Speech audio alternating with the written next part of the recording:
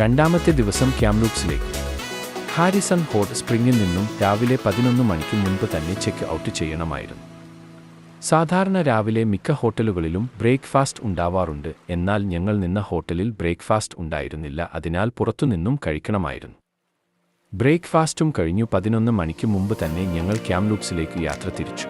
ഇതുവരെ ഉള്ള ഡ്രൈവിംഗ് വാങ്കോവർ സിറ്റിയിൽ വണ്ടി ഓടിക്കുന്നത് പോലെ ആയിരുന്നെങ്കിൽ ഇനിയുള്ളത് മലകൾ കയറി ഇറങ്ങുവാനും കൂടാതെ കാലാവസ്ഥ പെട്ടെന്ന് മാറുമെന്നും നേരത്തെ പലരോടും ചോദിച്ചു മനസ്സിലാക്കിയിരുന്നു.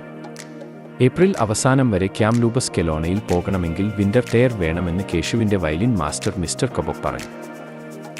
നെറ്റിൽ നോക്കിയപ്പോൾ ടയർ വേണമെന്നാണ് നിയമം. ഒന്ന് ഉറപ്പിക്കാൻ വേണ്ടി ശ്രീലങ്കക്കാരനായ ഫൈസുലിനോട് ചോദിച്ചപ്പോൾ വലിയ മൻ ഉണ്ടാവില്ല, വേണമെങ്കിൽ ഓൾ സീസൺ ടയർ ഇട്ടും പോകാം എന്ന് പറഞ്ഞു. റിസ്ക് എടുക്കേണ്ട എന്ന് കരുതി ഞാൻ ഓൾ വെതർ ടയർ വാങ്ങിയിട്ടു.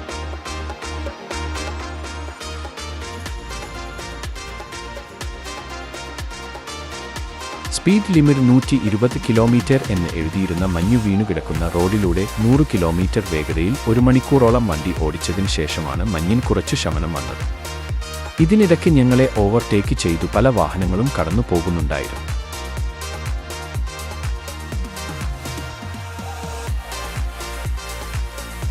കേരളത്തിൽ നിന്നും സഹ്യാദ്രി ഇറങ്ങുമ്പോൾ വരണ്ടു കിടക്കുന്ന തമിഴ്നാട് പോലെ മഞ്ഞുമലകൾക്കപ്പുറം ക്യാംലൂപ്സ് അങ്ങനെ വരണ്ടു കിടന്നു.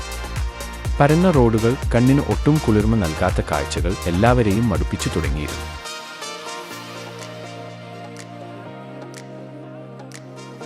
നിങ്ങൾ എന്തിനാണ് ക്യാംലൂപ്സിൽ പോകുന്നതെന്ന് പല ട്രാവൽ ഫ്രീക്കന്മാരും ചോദിച്ചപ്പോൾ എനിക്ക് വ്യക്തമായ ഉത്തരം ഉണ്ടായിരുന്നില്ല എന്നതായിരുന്നു യാഥാർത്ഥ്യം.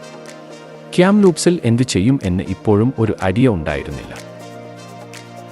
എവിടെ പോയാലും റെയിൽവേ പാളവും ഗേറ്റ് അടവും ആകർഷിക്കും. മൈനാഗപ്പള്ളിയിലെ റെയിൽവേ ഗേറ്റ് അടവ് ഒരു നൊസ്റ്റാൾജിയ ആണെന്ന് പറഞ്ഞാൽ മൈനാഗപ്പള്ളിക്കാർ കണ്ടം വഴി ഓടിക്കും എന്നതിനാൽ അതിനു മുതിരുന്നില്ല. ഇത്തവണ റെയിൽവേ പാളം കണ്ടു ക്യാംലൂപ്സിലെ ബിസി വൈൽഡ് ലൈഫ് പാർക്കിലാണ്. ഇത്തവണത്തെ റെയിൽവേ ഒരു മിനി റെയിൽവേ ആണ്. ചെറിയ ഒരു റെയിൽവേ ഇവിടുത്തെ പാർക്കിലൂടെ ചുറ്റിത്തിരിഞ്ഞു വരും. മൃഗങ്ങളെ കാണാനും നടത്ത കുറക്കാനും കുട്ടികളെ ആകർഷിക്കാനും പറ്റിയ ഒരു സംഭവം. കാനഡയിൽ മൃഗശാലകളിൽ ആരോഗ്യമുള്ള മൃഗങ്ങളെ സൂക്ഷിക്കാറില്ല. പകരം വണ്ടി ഇടിച്ചതോ മറ്റേതെങ്കിലും രീതിയിൽ അപകടം പറ്റി കാട്ടിൽ കഴിയാൻ പറ്റാത്ത മൃഗങ്ങളെ സൂക്ഷിക്കുകയാണ് ഇപ്പോൾ മൃഗശാലകൾ ചെയ്യുന്നത്.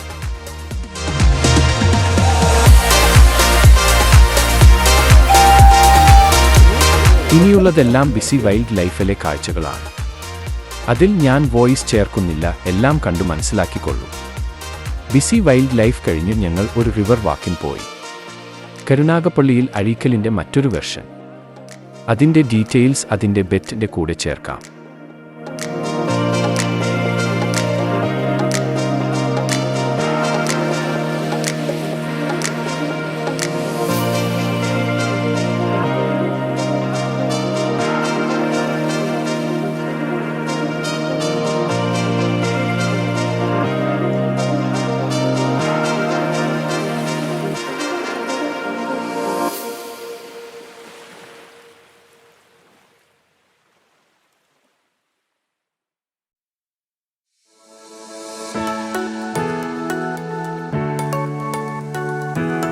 തോംസൺ റിവർ മരുഭൂമിയിലെ നീരുറ പോലെ മണൽത്തിട്ടകളുടെ ഇടയിലൂടെ ഒഴുകുന്നു. അതിൻ്റെ ചുറ്റിലും അതിവിശാലമായ മണൽ പരപ്പ്. അവിടെ ചൂണ്ടയിടാൻ വരുന്ന പ്രാദേശവാസികൾ. ആ റിവറിന് പാരൽ ആയി ഒരു നടപ്പാതയുണ്ട്. അവിടെ വൈകുന്നേരത്തെ നടത്തക്കായി ഇറങ്ങിയവരുമൊക്കെ ആയി ഒരു സായാഹ്നം.